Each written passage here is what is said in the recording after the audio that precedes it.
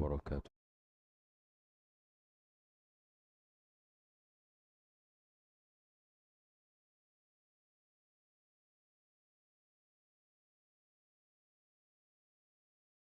Alhamdulillah, nahmaduhu wa nasta'inuhu wa nastaghfiruhu wa nastahdiih wa na'udzu billahi min shururi anfusina wa sayyiati a'malina. Man yahdihillahu fala mudilla lahu wa man yudlil fala hadiya lahu. أشهد أن لا إله إلا الله وحده لا شريك له وأن محمدا عبده ورسوله.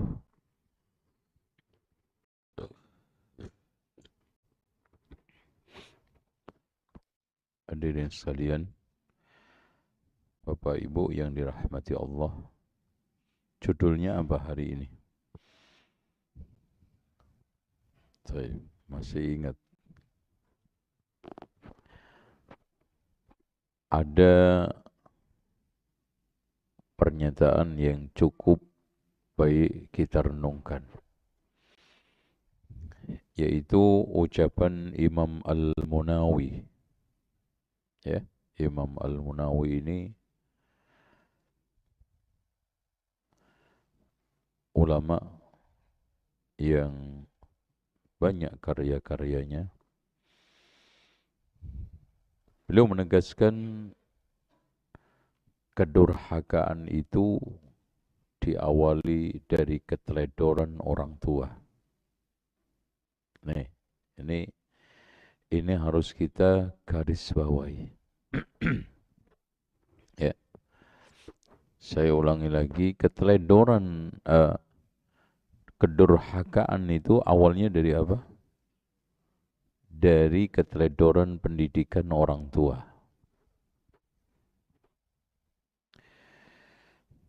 Jadi sebelum kita jadikan anak sebagai sasaran kesalahan orang tua yang bijak, itu lebih baik menyalahkan diri sendiri.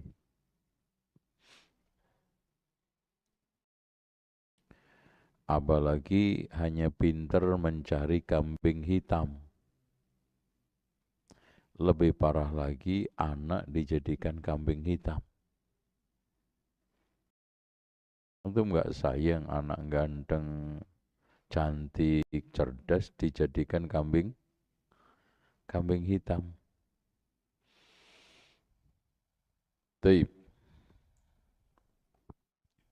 Makanya dari sini Rasulullah SAW menegaskan kullukum ra'in wa kullukum mas'ulun an ra'iyatih. Setiap kalian itu adalah pemimpin dan bertanggung jawab terhadap kepemimpinan tersebut. Yaitu kepemimpinan di mana dia telah sukses memimpin diri sendiri, minimal memimpin anak istrinya. Dan jangan berharap sukses kita itu memimpin siapapun kalau orang itu belum sukses memimpin dirinya sendiri. Apa itu memimpin? Apa? Memimpin itu apa?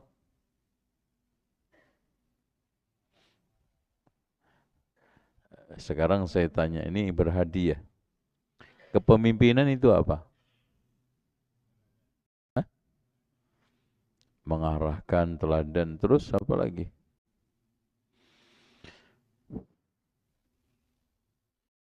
Satu aktivitas mengarahkan, memotivasi, membimbing, memberi contoh, terus apa? Menggerakkan diri sendiri dulu. Itulah maksud dari sabda Rasulullah, kullukum ra'in. Makanya kalau orang itu belum bisa membimbing dirinya, membina dirinya, memotivasi dirinya, menjadikan dirinya itu sebagai teladan, gagal untuk menjadi pemimpin di luar sana. Itu. Makanya kalau antum lihat Pak, tubuh ini sebetulnya simbolik kepemimpinan. Seandainya kita jadikan hati itu sebagai raja, tubuh ini semuanya ini adalah teritorial, maka mata itu menjadi apa? Menjadi apa? Menteri apa mata? Kaki menteri perhubungan, tangan menjadi menteri tenaga kerja, mata sebagai apa? Yang suka mata-matain apa? Itu. Ini lengkap. Antum bisa enggak mengendalikan itu? Gitu. Makanya di sana ditegaskan lagi oleh Rasulullah sallallahu alaihi wasallam, "Ma min 'abdin muslimin mu'minin yastar'ihi Allahu ra'iyatan yamutu yawma yamutu wa huwa ghashin li ra'iyatihi fa haramun 'alaihi ra'ihatul jannah." Seorang hamba mukmin mana saja diberikan oleh Allah tanggung jawab, termasuk rumah tangga. Mati saat mati menipu terhadap tanggung jawabnya, maka mati tidak menemukan baunya surga.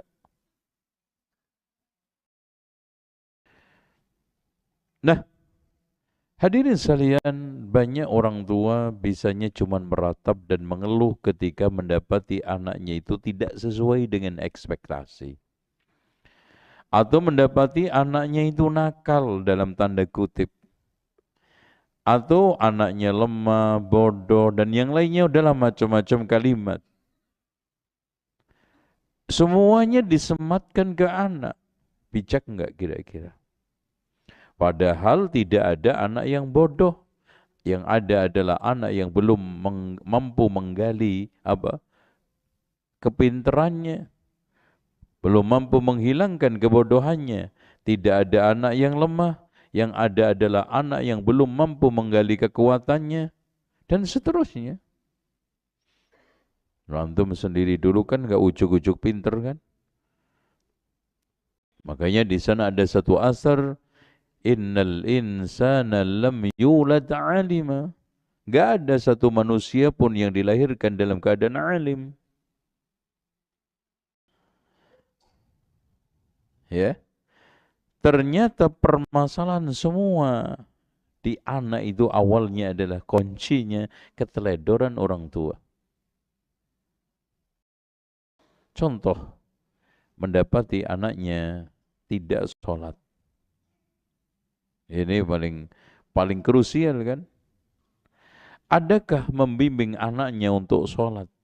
Membangunkan jiwanya, bukan hanya membangunkan badannya sejak kecil? Ataukah kita itu sibuk dengan berbagai macam kesibukan, bahkan kita curahkan tenaga kita, pikiran kita untuk materi? Anak kita telantarkan ketika sudah muncul bom waktu, baru kita itu panik.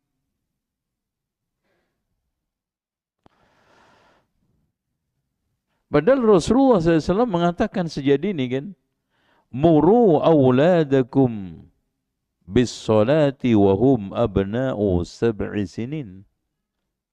Perintahlah anakmu untuk sholat ketika umur 7 tahun. 7.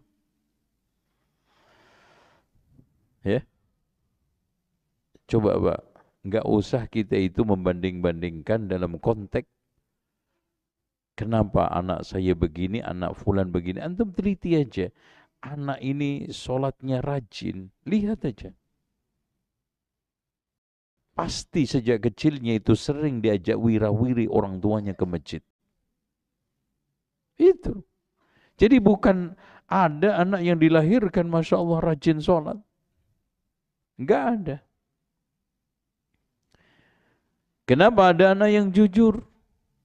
Kenapa ada anak yang sekarang ini dermawan? Karena dia dilahirkan ditumbuh kembangkan di dalam keadaan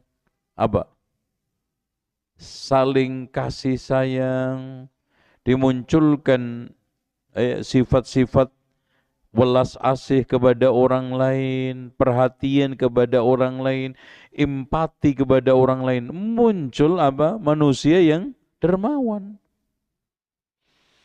Kenapa ada orang yang muncul keras kepala? Karena setiap hari adanya cuman kalimat-kalimat yang membosankan masuk ke telinga anak. Umpatan-umpatan, makian-makian, kering dari berbagai macam kasih sayang. Yang ada adalah umpatan marahan dari orang tua. Tumbuh anak yang keras hati, keras kepala.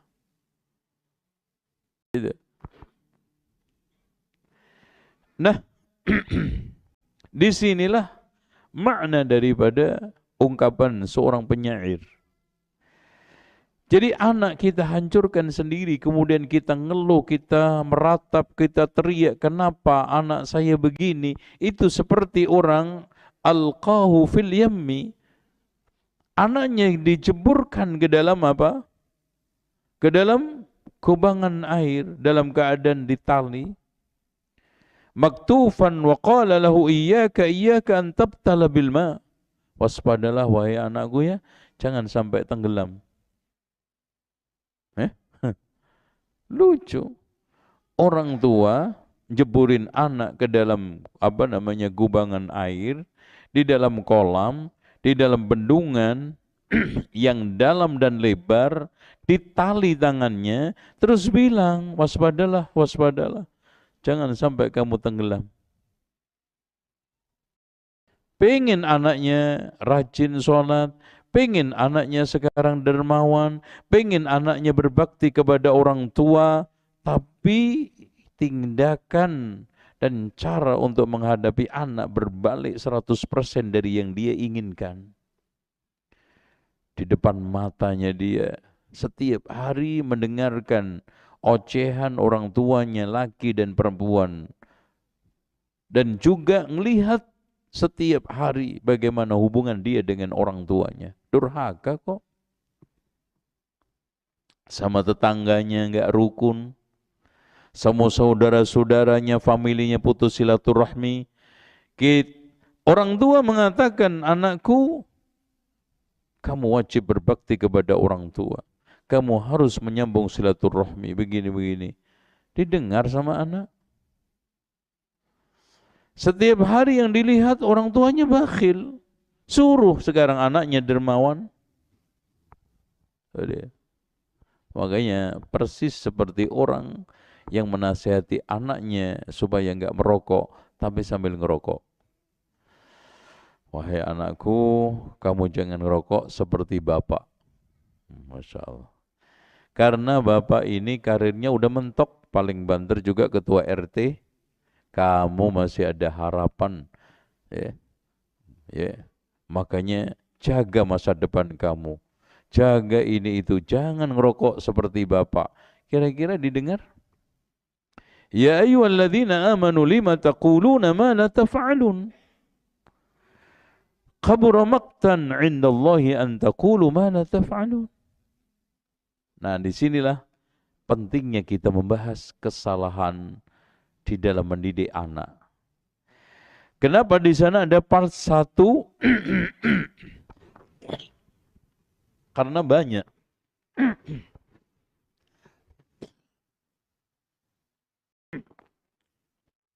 Karena jumlahnya banyak sekali.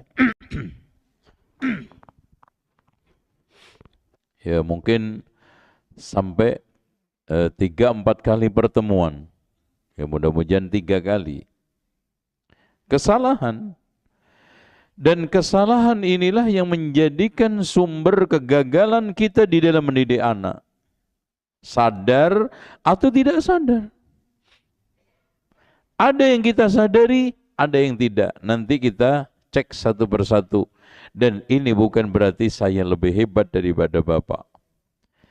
Atau Bapak sekarang ini lebih berat permasalahannya daripada saya. Semua ketika punya anak, semua ketika sekarang ini dihadapkan pada bagaimana mendapatkan anak yang berkualitas, pasti di dalam posisi berjuang. Berjuang semua. Nah, yang pertama adalah tansyiatul awladi 'alal jubni wal khaufi wal hala'i wal faza'. Menumbuh kembangkan anak di atas dasar sikap sifat pengecut, takut, terus apa lagi? Pengecut, takut, khawatir, dan panik. Gampang panik kan?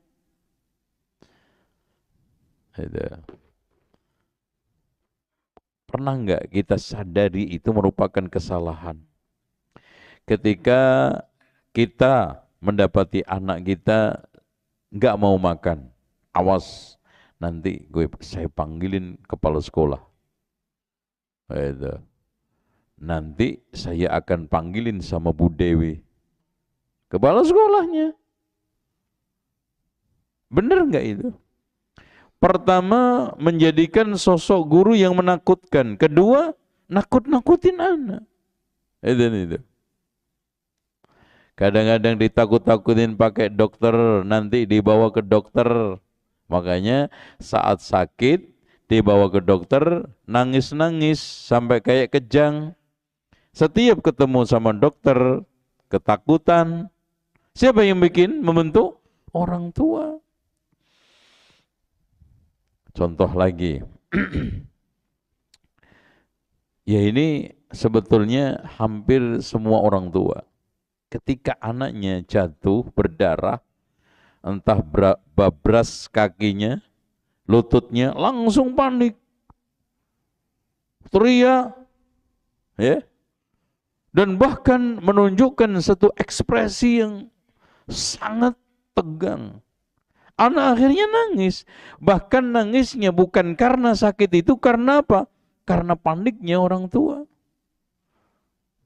Ya bagaimana nanti jihad yang sampai ketusuk ke ini? Biarkan biasa. Anak jatuh, diambil. Rata-rata jatuh mereka itu nggak sampai kok sekarang ini cacat. Ya paling banter, lari-lari, jungkel. Oh, maknya Masya Allah. Itu teriaknya kayak subhanallah, ya, pesawat helikopter jatuh di depan rumahnya, gitu. Gimana sih? Oh, akhirnya apa? Anaknya nangis lebih parah lagi, dan diciptakanlah rasa kekhawatiran yang sangat menakutkan, menyeramkan, dan anaknya ketika nanti menghadapi berbagai macam permainan yang potensi jatuh akan selalu menjadi anak penakut. Itu bahaya. Ya, makanya Pak, kenapa anak kampung itu tumbuh kembangnya lebih berani daripada anak kota? Wah, ayam kampung sama ayam ini aja beda. Karena Masya Allah, Anda melihat ke sungai, ke sawah, jalan sendiri, naik sepeda dari sekolah yang sekian jaraknya biasa. Yang jatuh, yang ini kadang-kadang Masya Allah nyungsep di kali, nyungsep di sawah, ya, pulang, biasa. Gitu. Akhirnya apa? Menjadikan anak itu tangguh. Gitu. Yang kedua, tarbiyatuhum 'ala tahawur wa salatatul lisani wa tatawwul 'ala al-akhirin. Nah ini yang berat. Kesalahan kedua adalah mendidik anak di atas sikap ngawur dan suka mengomentari orang lain serta pedas lidah lisannya. Ada orang yang memiliki atau menanamkan anaknya itu menjadi anak yang panjang lidah. Mendidik anaknya di atas kebiasaan mudah mengomentari orang, gitu. Ngawur. Ada orang jalan dikomentari, terlalu cepat dikomentari, pelan dikomentari, pendek dikomentari, tinggi dikomentari, kurus dikomentari, gendut dikomentari. Ini bahaya. Si gendut, emaknya juga ngikutin, nangiyain. Iya. Masya Allah, lucu ya. Jangan stop. Nah, Jangan ngomentari bentuk orang, tampilan orang. Karena itu tidak baik. Satu, ghibah. Kedua, menghina. Potensi merendahkan orang. Dia di atas kesempurnaan, orang itu cacat. Inilah bibit-bibit anak itu akhirnya melakukan bullying, melakukan berbagai macam apa? Kekerasan verbal kepada teman-temannya di sekolah.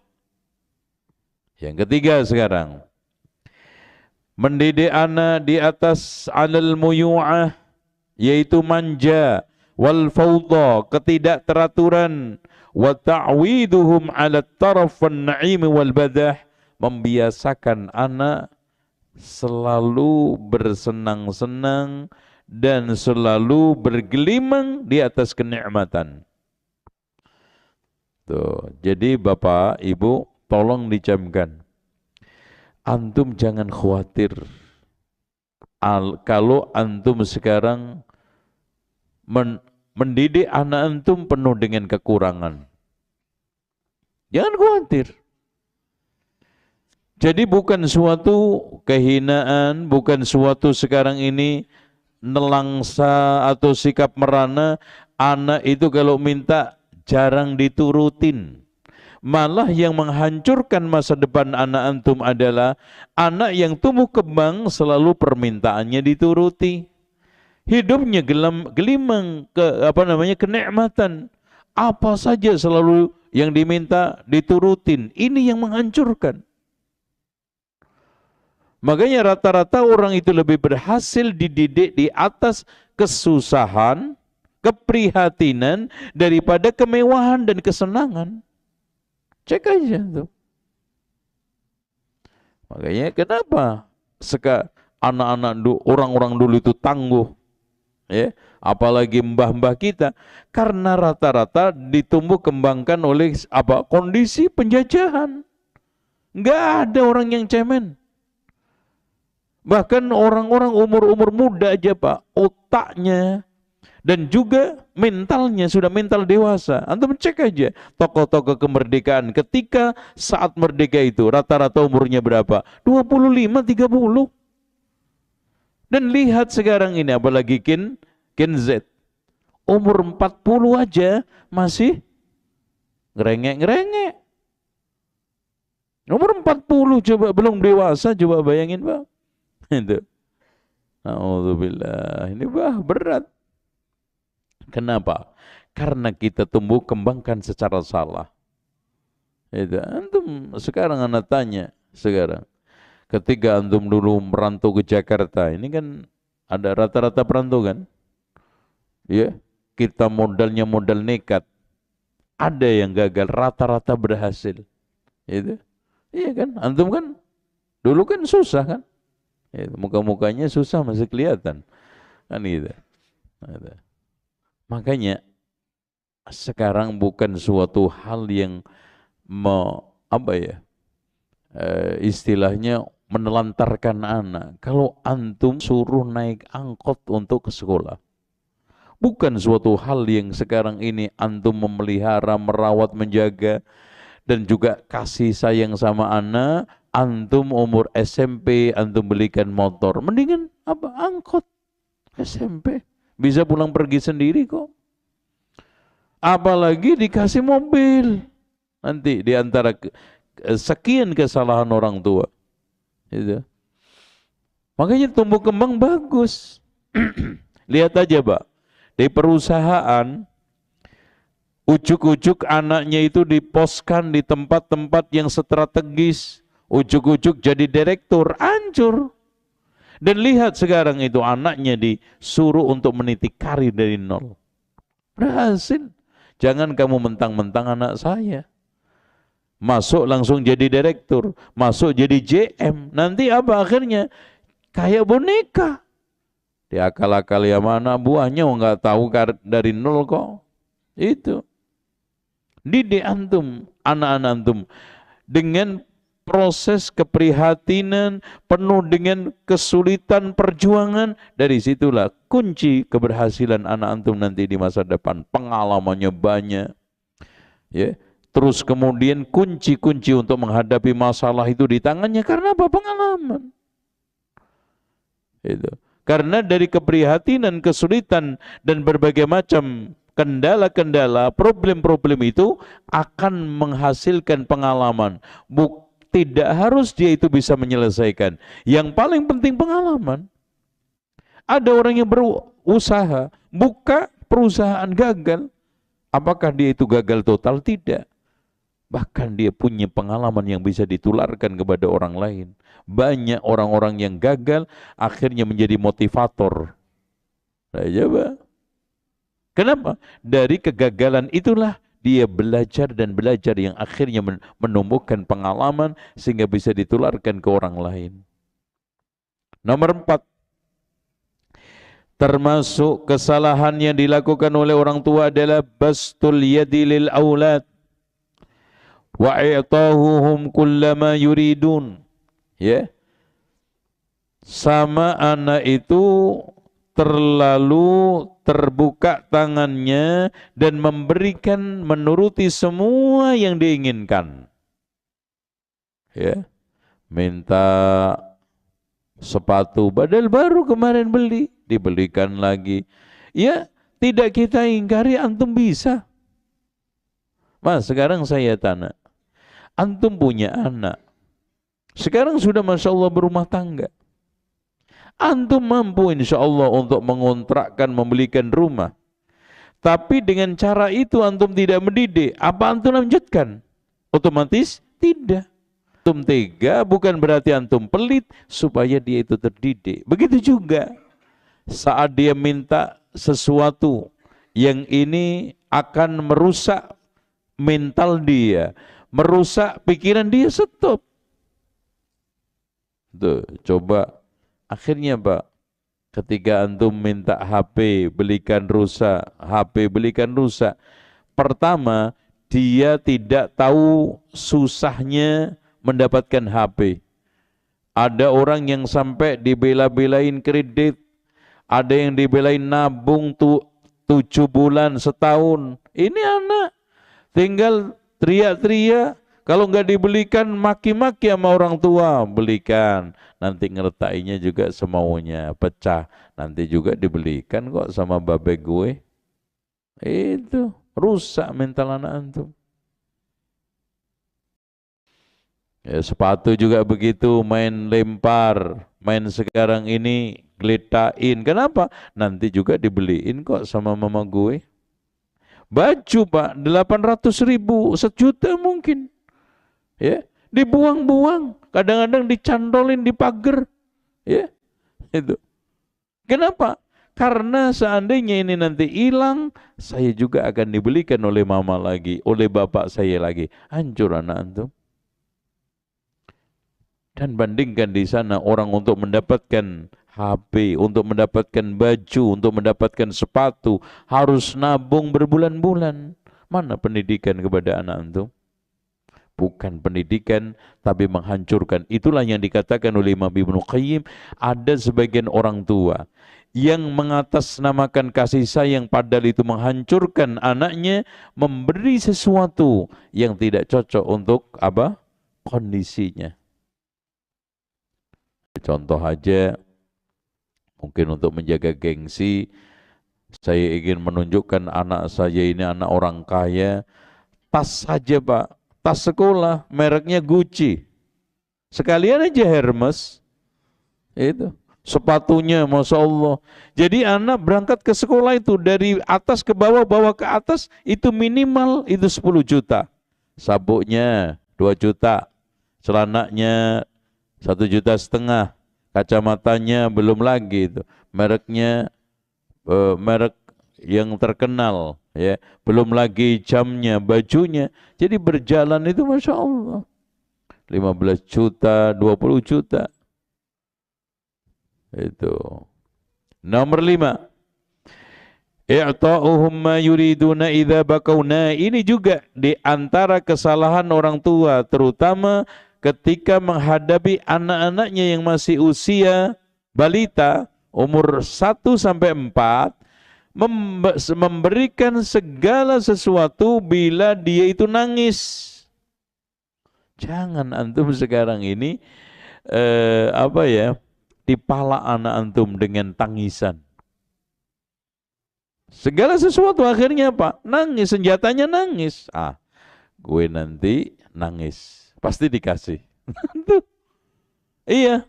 Dan itu nanti akhirnya menjadi alat untuk nekan antum sampai gede. Ya itu bahaya, Pak. Makanya pernah ada seorang yang konsultasi. Datang kepada konsultan pendidikan anak. Setelah anaknya itu lahir sebulan. Sebulan konsultasi, Syekh, apa saran antum untuk saya? Saran apa? Alhamdulillah Syekh, anak saya baru bulan lalu lahir. Apa kira-kira kiat-kiat pendidikan yang bagus untuk anak saya ke depan? Apa? Konsultan seorang yang alim tersebut terlambat. Oh, Syekh, baru sebulan. Terlambat. Wa kuntu adhunnu badiyal amri anni mubalighun thumma inni 'indama nadhartu wajadtu anna ma qultuhu haq. Ya, dia mengatakan terlambat. Lihat aja, istri antum selama 1 bulan ini, ketika nyusui anak antum apa? Ketika nangis kan? Itu udah terlambat. Coba. Nangis, susuin. Kalau nggak nangis, nggak disusuin. Coba kalau nggak nangis sehari, berarti nggak disusuin. Akhirnya anak itu hidup nggak teratur. Dan akhirnya anak itu antum gantungkan pada tangisan. Minta baju, dibeliin baju, nunggu nangis. Kalau nggak nangis ya nggak dibeliin. Sepatu, apa saja. Dan ini merupakan satu kerusakan di dalam mendidik anak. Selanjutnya nomor 6 adalah syira'us sayyarati lahum wa hum shighar. Membelikan anak mobil atau motor dalam usia masih kecil. Membelikan HP sebelum SMA, itu salah. Siapa yang mengatakan itu? Siapa? Bill Gates sendiri. Stephen Jobs sendiri yang punya Apple mengatakan anak itu baru patut dipegangi HP setelah SMA. Ini TK aja punya grup. Repot akhirnya. Ya. Kecanduan anaknya. Ya memang sebagian orang tua merasa nyaman dengan anaknya itu dipegangi HP. Kenapa? Karena tenang, adem, meneng, diem, ditinggal untuk ngerumpi, nyaman. Karena anaknya apa? Diem, mojok, sampai kadang-kadang hilang anak saya di mana? Di bawah meja kolong, main game. Tapi membunuh psikomotorik dia. Membunuh gerakan-gerak psikomotorik itu yang kasar sama yang halus. Anak kan butuh lompat-lompat, anak butuh lari, anak butuh jalan seimbang. Psikomotorik itu hanya didapat ketika anak itu jalan, lari, lompat. Nah sekarang Pak, maaf, anak 6-7 tahun aja, turun tangga aja nggak berani. Naik tangga nggak lincah. Lawang sekarang ini terap-terapan itu aja takut. Kenapa? Karena setiap hari cuman khusyuk megang HP, kakinya tidak pernah terlatih untuk naik turun tangga, tidak terlatih untuk naik turun ondakan, tidak terbiasa lari-lari. Akhirnya apa? Jalan sedikit nabrak-nabrak, yang tiang ditabrak, yang sekarang tembok ditabrak, yang meja ditabrak, yang kadang-kadang Masya Allah ember maknya yang isinya disenggol karena nggak seimbang. Psikomotorik sejak kecil tidak diasah, baik yang kasar maupun halus. Itulah. Makanya anak antum jangan belikan motor ketika usia-usia masih itu. Udah belikan semua setelah SMA aja. Artinya gini loh Pak, Jangan ada kata-kata, ini HP milik kamu ya, ini motor milik kamu, jangan. Make oke, latihan oke. Ketika sekarang pakai HP, antum punya jadwal, antum bisa mengatur. Karena ini HP bapak, ini HP ibu. Tapi kalau dipegangi, bebas diambil. Merasa apa? Milik saya kok diambil. Akhirnya apa? Nyari terus, Pak. Mana HP saya? No, HP saya. Kok motor saya dipakai sama bapak? Motor saya. Itu bahayanya. Belum lagi nanti pamer sama teman-temannya. Nih gue gagah. Nih motor saya. Apalagi motor-motor yang udah gaya-gayaan. Itu. Nomor 7. Termasuk kesalahan pendidikan orang tua adalah asyiddatu wal qaswa alaihim aksar minal lazim. Mendidik dengan kekerasan dan dengan kekerasan dan serba keras, serba apa, Pak? Keras apa? Iya. Mendidik dengan kekerasan dan kekasaran lebih daripada porsinya. Kita sekali-kali marah boleh, Pak. Ngerasi anak itu harus, tapi jangan sampai di luar porsinya, takarannya. Contoh begini, masa iya gara-gara mencai piring satu, anak antum damprat sampai habis-habisan, sampai Masya Allah mata antum keluar, kayak kebakaran rumah, piring. Antum bisa beli berapa harganya? Antum hukum anak antum, wallahi kalau seandainya antum memecahkan piring dihukum seperti itu oleh Pak Lurah, terima nggak? Nggak terima. Boleh antum marah, boleh antum keras, boleh antum tegas, boleh antum sekarang ini, tapi porsinya. Makanya marah itu seperti garam, kelebihan juga bahaya, kekurangan juga bahaya. Kalau antum sekarang langsam aja, iya aja, lembut terus, antum nanti akan diciriin sama anak antum bahwa paling juga gampang tuh sama bapak. Tenang aja deh, gue yang ngadepin. Coba, cemen ya, itu. Bapak mah tenang. Nanti, Mas gimana Mas nanti sama bapak? Tenang aja, itu beres, beres. Makanya kalau antum seni mendidik anak itu jangan satu model. Sehingga tidak diciriin anak. Antum tidak diciriin anak antum keras, suka marah, lemah, lembek, tidak berdaya, jangan. Antum gunakan berbagai macam metode dan seni mendidik anak. Itu. Pokoknya bahaya kalau antum sampai diciriin anak, udahlah beres. Bapak saya mah gampang. Berarti gampangan ini. Apa maksudnya? Nomor 8, syiddatut taqdiri alaihim, sangat pelit kepada anak. Minta ini enggak diturutin. Bahkan tidak dibedakan permintaan itu untuk yang wajib, untuk yang sunnah, untuk yang mubah, untuk kebutuhan primer, sekunder, tersier, sama. Enggak ada. Ya, tiap hari uang aja loh. Dibentak di ini. Akhirnya apa? Nanti untuk mendapatkan harus bohong. Apa ya kira-kira? Dihafal, diingat. Orang tuanya kalau ngasih biasanya untuk ini. Udah. Bapak saya itu ngasih kalau untuk rekreasi. Atau untuk ada ekskul. Udah, bohong. Pak, ada ekskul. Padahal nggak ada. Akhirnya kalau nggak mencuri. Atau kalau enggak, minta-minta. Akhirnya muncul di antara sekian faktor kenapa ada penyakit kleptomania pada anak, di antara sekian faktornya adalah terlalu dipelitin sama orang tuanya. Tuh. Betul, mungkin silakan adzan.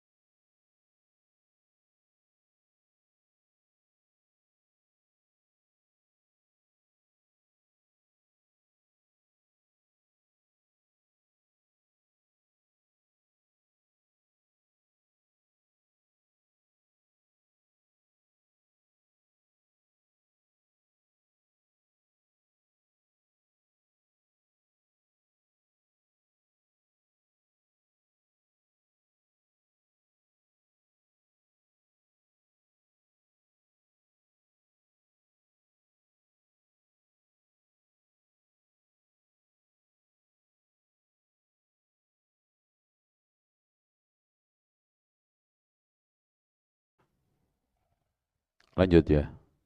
Baik.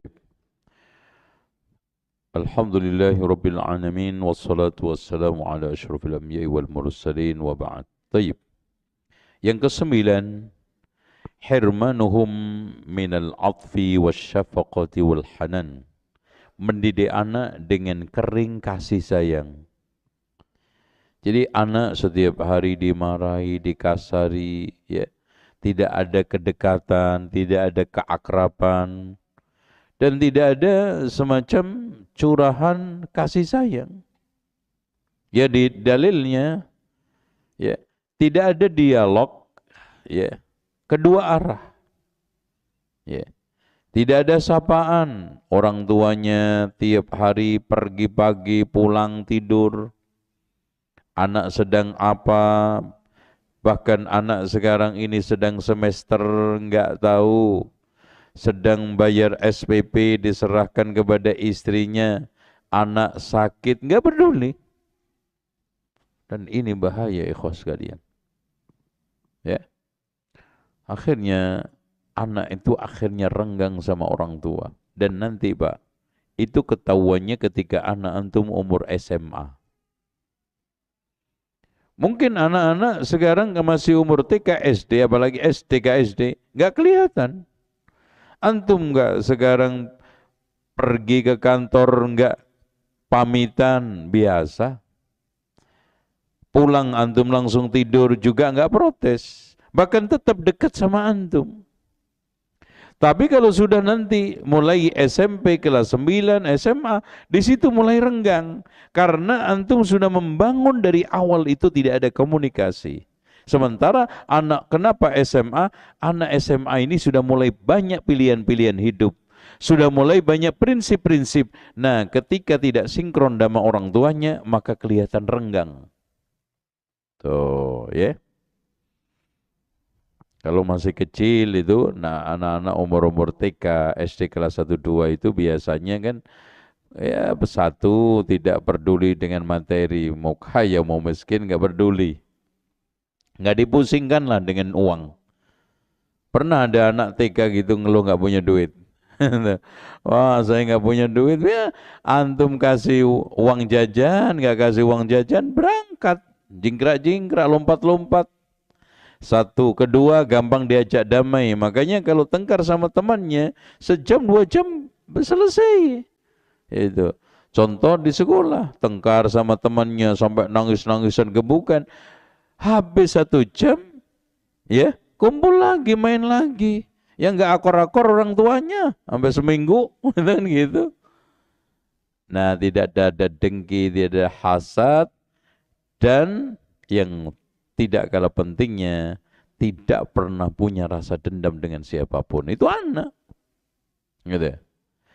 Nah, hadirin sekalian, ketika sekarang anak kering kasih sayang, kurang kedekatan, dan maaf, orang tuanya masing-masing hidupnya, maka jangan salahkan kalau anak-anak antum nanti menelantarkan antum di usia tua antum.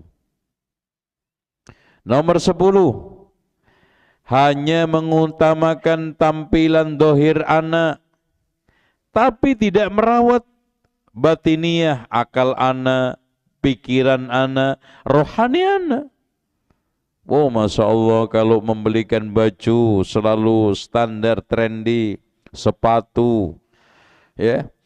Kalau Masya Allah dinaikkan mobil mewahnya, kalau makan diajak ke rumah makan yang paling bagusnya, pokoknya hati-hati banget soal masalah gizi, hati-hati banget soal masalah makanan, tapi 0%, bahkan tidak punya perhatian terhadap perkembangan otaknya, rohaninya, hatinya, bahkan menjadi anak yang nanti akhirnya apa? Berpikiran busuk yang akhirnya bermulut kotor. Tuh ya. Karena itu sejak kecilnya diutamakan hal-hal yang sifatnya materi. Yang lebih mengerikan Pak, nanti menjadi anak yang pragmatis sama apa? Materialistis. Kalau nggak ada duit nggak mau kerja. Persis dicetak seperti apa? Taksi. Kalau nggak ada argonya nggak bisa jalan. Seperti HP, nggak ada pulsa nggak bisa telepon. Itu ya. Ke-11, al-mubalaghatu fi ihsanidhan bil aulad. Kesalahan nomor 11 adalah berlebihan di dalam baik sangka kepada anak. Sampai pada tingkatan apapun yang dilakukan anak tidak pernah salah. Apapun yang sekarang diucapkan anak dianggapnya merupakan hal yang biasa. Walhasil, ketika anak melakukan kesalahan yang berat, orang tua mencoba untuk membela mati-matian. Kalau seandainya betul-betul salah, tetap saja anaknya tidak bisa disalahkan, dicarikan kambing hitamnya. Contoh, anak nggak masuk sekolah, itu kan kesalahan anak. Ternyata setelah ditelepon, Pak, Bu, kenapa putranya nggak masuk? Habis sih gurunya katanya begini, kok guru yang disalahin? Yang nggak masuk anaknya. Tuh lihat. Dan itu manusia model-model seperti ini banyak sekali. Yang dicari kambing hitamnya guru, kadang sekolahannya, kadang kelasnya, yang kadang bla bla bla. Sementara semua itu dari anaknya. Kenapa? Karena terlalu berbaik sangka kepada anak. Terlalu memandang anak itu penuh dengan kesempurnaan. Gak mungkin anaknya itu bisa disalahkan. Nasallallahu ini bahaya. Bahkan Pak, maaf, ada orang tua yang membela anaknya di depan gurunya dengan cara gurunya didamprat. Wah, ini fatal itu, Pak. Dan itu ada. Gimana sih, Pak? Kan anak saya ini baik-baik saja. Betul loh, Pak, selama anak saya di rumah nggak pernah ini semuanya. Kok bisa sih? Oh, itu anaknya besar kepala itu. Anaknya udah pede, nanti akhirnya menginjak-injak harkat martabat gurunya semau-maunya, karena apapun yang saya lakukan pasti akan dibela oleh mama saya. Itu. Nah, yang ke-12 sebaliknya adalah terlalu berlebihan sama anak, suudzon sama anak. Akhirnya menjadikan anak sebagai biang sasaran kesalahan. Belum tahu, belum klarifikasi, dan belum dipastikan. Pulang dari kantor ngelihat piring pecah, pasti ini si Adi nih kelakuannya nih. Belum tahu. Ternyata dipancal sama ayam, atau dipancal sama kucing. Jadi memandang anak ini penuh dengan apa? Suudzon, serba salah. Ini juga fatal, sehingga membuat anak minder, tidak punya pola pikir lurus, karena apapun yang dilakukan pasti serba salah. Saya juga nggak akan bakal baik di depan orang tua saya. Ngapain? Walhasil anak ini akan menjadi bahaya. Kenapa? dia akan menjadi orang liar, dia akan ngegeng kemanapun dan menjadi penjahat ulung kalau dia jadi penjahat. Kenapa? Karena sudah justifikasi, sudah distempel sama orang tuanya, tidak pernah baik. Udah, bahaya. Nah, yang nomor 13, at-tafriqu bainahum, membeda-bedakan anak. Dalam soal masalah pemberian, pakaian, makan, bahkan kasih sayang. Sama anak nomor 2, Masya Allah, kalau nyambut dari sekolah, ya, datang dari sekolah, Masya Allah, disambut dengan meriah, dengan hangat, senyumannya Masya Allah. Sama anak nomor 1, gitu aja. Udah datang loh, udah mah, no, makan. Ini saja juga sudah bahaya. Makanya Rasulullah memberikan satu arahan kepada kita semua, i'dilu baina auladikum, bersikap adillah kepada anak kalian. Dalam soal sepatu, kecuali kebutuhan kaitannya dengan hajat, kebutuhan anak masing-masing berbeda. Contoh SPP. Memang SMA berbeda dengan SMP, SMP berbeda dengan SD, nggak ada masalah. Contoh takaran seragam. Anak SMA seragamnya panjangnya 2,5 meter, anak TK 1,5 meter. Masa tiga-tiganya dibelikan 1,5 meter? Ya kasihan SMP, SMA. Jadi celananya ngapret. Itu nggak apa-apa. Berobat, ya. Karena nomor 1 kemarin berobatnya itu habis 10 juta, anak nomor 2 juga 10 juta. Nah, cuman pilek. Andil itu. Pak, pokoknya supaya saya enggak zolim, Pak, karena anak saya kemarin yang nomor 1 sakit demam berdarah habis 10 juta, nah ini juga saya bayar 10 juta karena batuk pilek. Itu andil? Enggak, karena itu sesuaikan hajat kebutuhan. Makan juga begitu. Antum enggak zolim. Ya namanya bayi cuma dikasih apa? Susu. Yang SD beda lagi dengan SMA. Tapi kalau hal-hal yang tidak hajat kehidupan, yang itu atiyah yaitu hibah, maka harus adil. Dan yang terakhir, insya Allah nomor 14, kita lanjutkan di berikutnya ya. Saya Pak minta, pinjam pulpennya Pak, saya tandai Pak. Silakan, mungkin ada yang tanya, fadhal.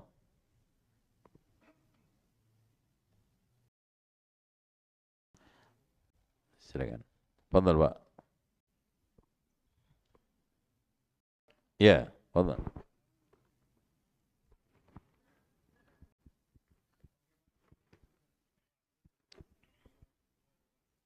Iya. Ya, gimana ya? Nasi sudah menjadi bubur ya. Itu betul Pak, Masya Allah. Makanya gini, rahasia. Kenapa banyak terjadi disharmonika, bahkan putus ikatan pernikahan setelah anak-anak itu usianya SMP, SMA. Kenapa? Karena orang tua sudah mulai mendapatkan hasil pendidikan. Hasil. Jadi ketika sekarang hasil pendidikannya itu baik, rumah tangga itu bertahan. Ketika hasilnya jelek, rumah tangga itu pasti putus. Itu ya. Karena guncangan itu udah makin dahsyat. Nah kenapa kalau di usia TK, SD kelas 1, 2 langsam? Ya anak lagi manis-manisnya, lagi lucu-lucunya. Masalahnya apa antum? Makanya kalau ada orang anaknya baru TK, udah goncangan-goncangannya dahsyat, ini kagak bakal dijamin kalau udah anaknya SMA. Baru TK aja udah terjadi apa? Oleng. Loh itu loh. Masya Allah. Kayaknya sering saya katakan gini Pak, siklus perjalanan hidup rumah tangga. Umur 1-2, paling tinggi 5 tahun, pernikahan dikendalikan oleh cinta. Di atas 4 tahun dikendalikan oleh rahmah, kasih sayang. Sampai 7 tahun. 7 tahun dikendalikan apa? Dikendalikan oleh terpenuhinya hak dan kewajiban. Ketika sekarang suami istri mampu mewujudkan hak kewajibannya masing-masing, yang nanti ujungnya akan melahirkan litaskunu ilaiha, ketenangan rumah tangga, insya Allah bertahan. Makanya ujung-ujungnya rumah tangga itu cari apa? Cari cinta emang? Pak, cari cinta atau cari ketenangan? Ketenangan. Coba sekarang, antum lapar, cintanya hilang kan? Iya. Jadi kenapa antum sekarang Masya Allah lagi bercinta terus kemudian lapar, putus kemudian makan supaya tenang. Itu kan gitu, ketenangan. Makanya di dalam Al-Quran itu cinta, mawaddah warahmah itu sebagai alat. Tapi tujuan inti apa? Litaskunu ilaiha. Kayak cari ketenangan. Makanya antum lihat papat iku rasa apa?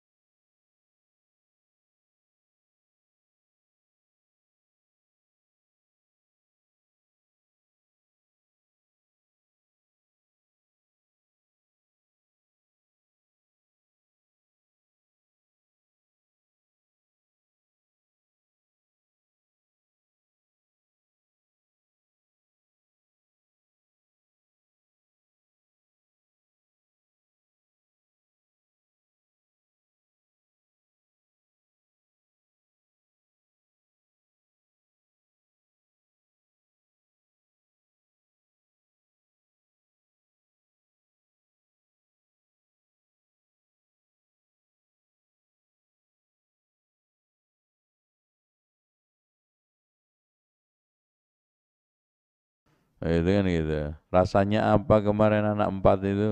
Sekarang pahit gitu. Apa jawaban Umar? Jawaban seorang yang bijak. Kalau sekarang pernikahan itu harus ditopang dengan cinta, mana pentingnya merawat cinta dan mengendalikan kebencian? Itu. Makanya di sini pekerjaan cinta itu lebih sulit daripada perasaan cinta. Pekerjaan merawat. Karena cinta itu di dalam hati yang bola-balik. Apalagi ya muqallibal qulub. Lihat. Sabit. Karena hati itu bola-balik. Masya Allah. Subhanallah Pak. Pagi berangkat kita itu bekerja. Itu penuh dengan riang, kasih sayang. Pulang kantor sumpek. Bahkan suami ngelihat muka istri nek, istri ngelihat suami melenek. Itu hati di mana? Di dengkul, di kepala, di mana? Di hati. Makanya inna quluba bani Adam baina usba'ini min asabir rahman yuqallibuha kaifa sya'. Hati anak Adam itu di antara dua jemari Allah, dia rubah kapan saja. Makanya minta kepada Allah, ya muqallibal qulub sabbit qalbi ala dini ala ta'atik. Makanya yang mempertahankan itu apa? Hak kewajiban. Dan itu berangkat dari mana? Dari jelasnya tujuan kita itu menikah. Makanya Pak, rata-rata orang yang tidak jelas tujuannya menikah tidak akan bisa sempurna mewujudkan, memenuhi hak kewajiban, akhirnya bubar. Yang istri ya asal kena, udah memperhatikan suami cuek, suami juga cuek. Akhirnya apa? Yang satunya cuek bebek, yang satunya cuek apa? Udah jadi bebek. Ya Allah, udah. Masing-masing. Gitu. Makanya Pak, antum cek, perceraian itu bukan didasari banyak atas materi. Ya kalau itu mah pakai jimat dukun aja udah selesai kan.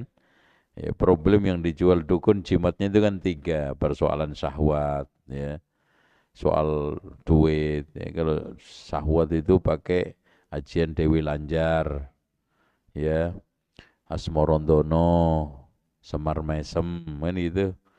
Kalau soal masalah duit apa? Pakai apa Mas? Ajian penglaris itu loh ya. Itu katok dalam dimasukin itu selesai. Itu kan gitu. Katok dalam masukin loyang bakso nanti jadi sedep. Itu. Tapi yang tidak bisa didukunkan itu kan gitu. Yang tidak akan bisa ada cimatnya adalah merawat hati di atas keimanan dan ketakwaan. Itu dukun gak punya cimat itu. Dengan pengajian. Oh, gitu ya Pak ya. Kalau suami, karena gini Pak, sekarang antum mau cari apa? Kalau suami semangat menjaga hak istrinya, istri semangat menjaga hak suaminya, mau apa antum? Mau apa? Dan caranya gini Pak, jangan semangat menuntut hak. Ini yang jadi problem. Suami semangat menuntut hak dari istrinya, istri juga tidak mau kalah menuntut hak dari suaminya. Yang bagus adalah semangat untuk memberikan hak masing-masing pasangan. Apa yang sudah aku bisa terbaik kasih suami, istri. Suaminya, apa yang sudah terbaik saya kasihkan kepada istri. Insya Allah, gitu. Lah kalau sekarang bawaannya nuntut Pak, itu kacamata nanti kacamata kuda yang dipakai. Yang ada adalah kacamata memandang pasangannya penuh kelemahan dan kekurangan. Coba kalau ngelihat antum diri antum, sudah bisa apa? Sudah saya lakukan apa terbaik untuk pasangan saya? Ayo. Iya betul, Masya Allah. Anak ini banyak tradernya. Oh gitu. Makanya Pak, di antara kata Ammar bin Yasir, siapa yang memiliki 3 perkara, maka akan sempurna akal pikirannya, akan sempurna agamanya. Di antaranya adalah al-insafu min nafsih, bersikap adil kepada diri sendiri. Artinya apa? Bersikap adil kepada diri sendiri ialah memperlakukan orang lain sebagaimana dia itu senang diperlakukan. Itu kuncinya. Coba perlakukan istri antum sebagaimana antum senang diperlakukan. Selesai. Begitu juga coba perlakukan suami antum, ini ibu-ibu, sebagaimana ibu-ibu senang diperlakukan. Selesai.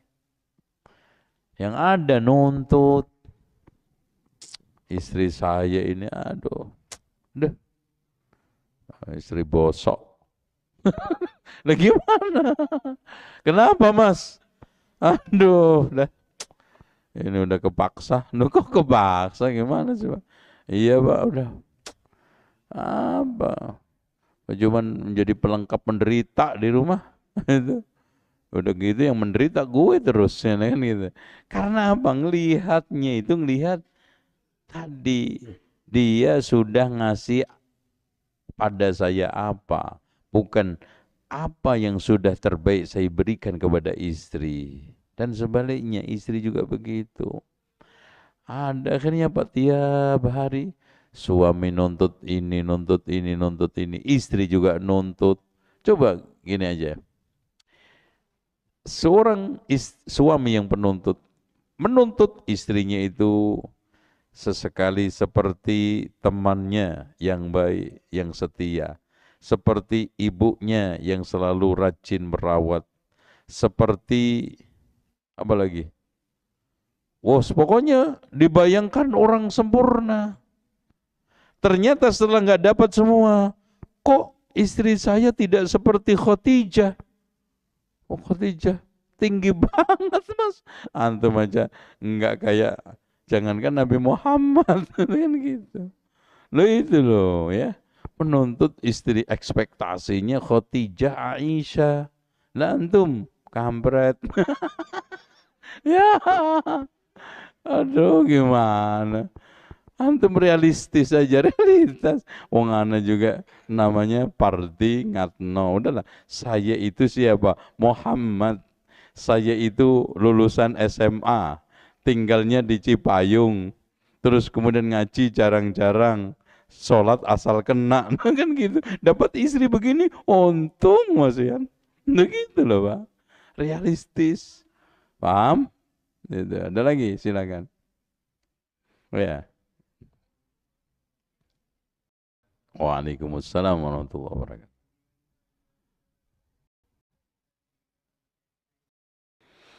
Ya, mungkin yang antum maksudkan ABK ya. Ya, ikhwas sekalian, tidaklah Allah itu memberikan sesuatu kecuali di dalamnya mengandung hikmah. Hikmah. Contoh juga, anak kasih. Kenapa ada orang yang menikah tidak dikasih anak? Kalau orang itu mencoba untuk menggali hikmah, barangkali kalau anak saya ada, dia durhaka, saya tidak bisa menerima kenyataan itu. Malah saya itu membuat lebih apa? Membuat diri saya lebih jauh dari Allah. Masya Allah sekarang setelah saya pernah kerjasama sosial dulu ya. Masih awal-awal dulu, saya masih umur-umur 33 lah. Itu suka dakwah ke daerah-daerah pinggiran Bogor, Bekasi gitu. Oh, jauh-jauh Pak, Masya Allah. Itu banyak nemui kampung-kampung yang belum punya toilet itu. Masya Allah, makanya kalau udah musim hujan, datang ke tempat kampung-kampung itu, udah ditawarin makan, udah nggak kuat saya. Karena aroma surga itu keluar semua, nguap seluruh, Masya Allah. Ya, ya, tapi, nah, itu kerjasama dengan salah seorang suami istri. Itu orangnya sosialis, maksudnya pokoknya aktif ya, di dalam sosial. Saya datang ke rumah ya, dengan rumah yang kecil banget, Masya Allah ya. Kontrakan itu sudah nikah 9 tahun, tidak diberi anak. Tapi subhanallah suami istri rajin, suami istri aktif membantu ke sono sini, Masya Allah. Dan ketika saya kunjungi itu, dengan jawabannya dengan ringan dan dengan muka yang sangat tulus bahwa mungkin ya Ustadz, ini yang terbaik diberikan oleh Allah. Sehingga saya bisa bantu-bantu antum. Masya Allah. Makanya coba antum baca hikmah. Kenapa Nabi Khidir itu membunuh 2 bocah. Jadi, cuma kan Nabi Musa tidak tahu hikmahnya sebelum dikabarkan oleh Nabi Khidir. Ternyata kedua orang tuanya ini khawatir nanti kufur setelah dia itu Islam. Dibunuh.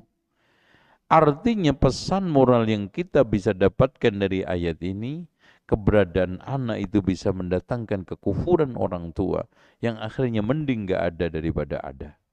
Oh, lihat. Hikmah. Kita harus baca semuanya itu positif. Ya. Artinya, kalau umpamanya anak antum tadi itu spesial, kalau dibikin normal oleh Allah, mungkin dia bertingkah yang antum tidak kuat untuk menghadapi tingkahnya, yang kalau seandainya diberikan oleh Allah kesempurnaan, yang mungkin durhaka, yang mungkin melakukan kejahatan, dan yang lainnya. Pernah saya ketika kontrak di daerah Jakarta Selatan, ada tetangga anaknya dibakar oleh massa. Kenapa? Ketangkep nyuri motor. Dan Masya Allah ini apa aja dicuri. Tetangganya itu tiap hari ada, termasuk komputer saya Pak. Awal-awal saya punya komputer. Ya, saya beli ketika itu 750.000. Saya sebetulnya bukan ngiman komputernya. Di dalam komputer itu ada data-data buku yang saya terjemahkan. Itu satu buku itu Masya Allah nilainya banyak sekali. Ya Allah, baru juga selesai coba. Dicuri. Saya lagi pulang kampung. Itu. Nah, orang tuanya itu janda. Masya Allah. Jadi sering curhat saya. Pak Ustadz gimana Pak Ustadz? Dan anak saya sudah habis-habisan. Karena narkoba juga. Jadi yang kompaknya, gas, nggak ada dijual. Ini semua habis. Akhirnya dia itu jerit. Ya, ibaratnya dia itu marah. Sampai dia ngomong, ya Allah, mudah-mudahan dia mati dibakar orang. Betul Pak. Saking parahnya dia ngadepin. Nggak kuat. Itu. Dan Masya Allah, nggak meleset. Dibakar sampai angus. Sesuai kalimat, sesuai dengan ucapan ibunya itu. Itu ya. Makanya dari sini juga, kenapa Rasulullah SAW mengatakan, la tad'u ala anfusikum, jangan doa buruk sama diri kalian. Wala ala auladikum, anak-anak. Wala ala amwadikum, dan juga harta kalian. Kenapa? Karena bisa saja kata Rasulullah, pas waktu mustajab, dikabulkan oleh Allah doanya. Apalagi doa orang tua, terutama ibu kepada anak. Bahkan di dalam hadis Rasulullah, ada 3 orang yang dikabulkan doanya, di antara doaul walid ala waladi, doa buruk orang tua kepada anak. Ya, tidak hanya doa baik saja, doaul walid ala waladi, doa buruk orang tua kepada anak. Gitu ya. Terakhir mungkin. Udah cukup tenang? Ya.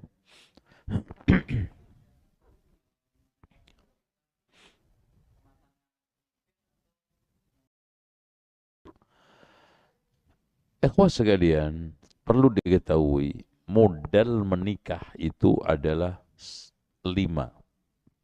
Semuanya ini penting, nggak bisa enggak. Pertama adalah mental, siap untuk menikah. 2, memiliki watak tabiat yang lurus. 3, agama, akhlak, dan dari keluarga yang bagus, kufu atau kafaah, sekufu. Ya. Taib. Saya uraikan singkat satu-satu. Mental tidak siap menikah, bagaimana? Mau menikah. Terus kemudian watak. Makanya antum jangan cuma mengenali agama dan akhlak, tapi tidak mengenali watak. Karena tidak sedikit pecah kongsi rumah tangga karena watak. Watak orang itu ada yang pendiam. Kalau kita tidak paham juga jadi masalah. Watak cerewet juga masalah. Watak sampai hal-hal yang kaitannya dengan tata cara pakaian, tata cara ngomong. Itu kan gitu. Ada orang yang sebel dengan orang yang ceriwis ya. Wataknya apa? Ngomong aja gedumel aja. Ya. Ada orang yang enggak siap dan enggak apa ya? Enggak bisa menerima orang yang pendiam aja. Ini orang diajak ngomong kagak pernah nyangkut. Ya, enggak pernah connect. Senangnya cerewet. Nah kan gitu. Nah, ketika antum paham masing-masing watak, antum akan siap untuk menghadapi watak dengan bersama kelemahannya. Karena gini, kalau antum menikah ingin merubah watak, itu nanti masalah. Kenapa? Sulit untuk merubah watak. Makanya sering saya katakan watak itu seperti kotoran di apa namanya di gelas ini. Nggak bisa dihilangkan. Tapi yang ada itu cuma dituangin air, ditambah supaya tidak terlalu keruh. Itu wata, Pak. Kenapa tidak bisa dihilangkan? Karena wata itu terbangun puluhan tahun di dalam suatu milieu lingkungan, kebiasaan, dan pikiran-pikiran, pola pikiran yang dibangun lama. Contoh sekarang, ada orang yang punya kebiasaan, ya, kalau duduk begini, setiap dimanapun langsung otomatis gitu, otomatis. Bahkan ada orang yang punya kebiasaan, kalau bicara itu selalu naboknya orang yang diajak bicara. Gimana kabarnya? Nggak usah nabok, Mas. Sakit. Coba antum nabok berapa kali nih, ketemu 5 menit aja. Coba kalau ketemu sejam, bengep gue. Gitu. Iya, setiap ngomong nabok gimana? Itu ada juga gitu. Ada orang yang sekarang ini punya watak cerewet. Watak. Ketika antum paham, oh ini istri saya pendiam, istri saya cerewet. Tapi masing-masing ada kelemahan, kelebihannya. Contoh, istri cerewet itu biasanya cerdas. Istri pendiam itu biasanya low profile kan gitu. Ya. Ya, slow dia biasanya. Pendiam itu slow, tenang bawaannya. Sampai ada kebakaran mau habis saja masih tenang. Nah, itu kan repot juga. Itu ada gempa sudah Masya Allah masih tenang aja, disuruh pergi, iya ntar. Ini udah roboh masih bentar. Tapi cerewet juga begitu cerdas, tapi kekurangannya Masya Allah. Nyapu aja rame sendiri. Pak, Bu sama siapa? Sendiri. Sendiri. Anak kira sama orang keliling ngomong. Jadi orang yang nggak ada itu aja kayak ada, diajak ngomong, dimaki-maki, dimarahin, ini gara-gara ini sampahnya siapa sih yang paling si anu. Kamu gimana sih? Padahal nggak ada orangnya. Itu nggak ada. Seakan-akan dialog padahal anaknya di sekolahan. Rame. Dan tapi Pak, orang yang cerewet ini, yang cerdas ini biasanya juga tanggap, sensitif. Makanya rumahnya itu selalu bersih. Saking bersihnya, suami itu tiap seminggu sekali beli kaos kaki. Itu kan gitu. Ada kaos kaki, kagak karuan temannya buang untuk masuk. Gitu. Tapi ini pendiam juga gitu, Masya Allah ya. Ada barang onder di dalam itu juga ya, tenang kan gitu. Sampai katok dalam, kaos kaki di ruangan tamu itu tenang gitu. Itu ada yang nyangkut di kursi tenang gitu. Yang repot nanti pas apa? Ada tamu gitu. Udah gitu Masya Allah, pas kursi yang tempat duduk ada katok nyangkut kan gitu. Aduh. Nah itu plus minus. Yang penting antum bisa nggak ngadepin orang pendiam, orang cerewet. Udahlah, anak siap yang cerewet aja. Anak anggap radio rojak sedang disetel. Udah tenang. Udah sisanya bagus, rumah bersih, ini tanggap sama anak, Masya Allah ya. Selalu teliti, yang seperti itu ya. Allah anak. Itu Pak. Ya Pak ya. Jadi mental siap nikah. 2, mengenali watak pasangan, agama, akhlak, dan keturun. Yang paling penting itu lingkungan tumbuhnya anak itu. Ya nggak harus turunan darah biru ya, darah kuning apa darah. Yang penting antum pahami tumbuh kembangnya anak ini di lingkungan. Oh pesantren dia, gitu kan. Oh anak kampus, oh anak kuliahan, oh anak kolong, itu berarti kolong terus nih, gitu. Oh anak ini, itu loh Pak, maksud saya itu. 5 ini antum penuhi, insya Allah nikah. Gitu. Udah? Insya Allah. Antum kapan nikahnya? Mudah-mudahan besok pertemuan yang akan datang sudah dapat kartu undangan saya. Baik, kita akhiri. Insya Allah cukup sekian saja. Kita lanjutkan di kesempatan berikutnya. Subhanakallahumma wa bihamdika asyhadu an la ilaha illa anta astaghfiruka wa atubu ilaik. Wassalamualaikum warahmatullahi wabarakatuh.